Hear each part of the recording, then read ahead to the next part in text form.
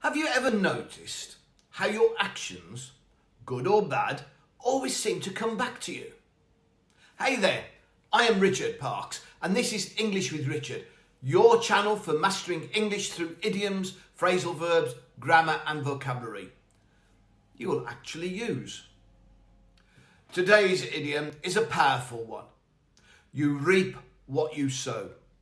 I will explore where it comes from, what it really means, and how you can use it to sound more natural and even a bit wiser in English conversations. Don't go anywhere, your English is about to explode and grow.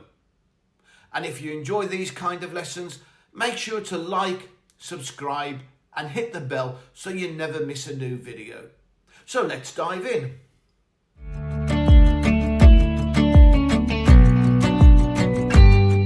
The idiom, you reap what you sow. Its meaning, your actions, whether they are good or bad, have consequences. What you put into the world will eventually come back to you. The origin of this idiom comes from Galatians in the Bible. Do not be deceived, God is not mocked, for whatever one sows, that he will also reap. This passage uses farming imagery to teach a moral principle. The results you get in life are the results of your own actions. The idiom is built on a farming metaphor. To sow means to plant seeds. Reap, to harvest the grown crops. So, if you plant wheat, you won't harvest apples. If you plant thorns, you won't harvest flowers. Makes sense really, doesn't it? The relevance today.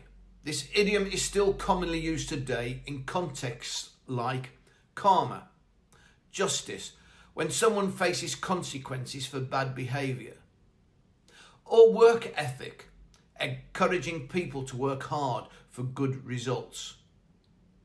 For parenting, teaching, instilling personal responsibility and ethics. Thanks for watching today's lesson on the idiom you reap what you sow. As we learned, this powerful expression means you get out of life what you put into it. Whether it's kindness, hard work, or even mistakes. So next time you hear someone say, you reap what you sow, you'll know it's not just about farming. It's about life, responsibility, and the choices we make today. If you found this video helpful, give it a thumbs up. And don't forget to subscribe for more lessons like this one. And tell me in the comments, have you ever seen this idiom used?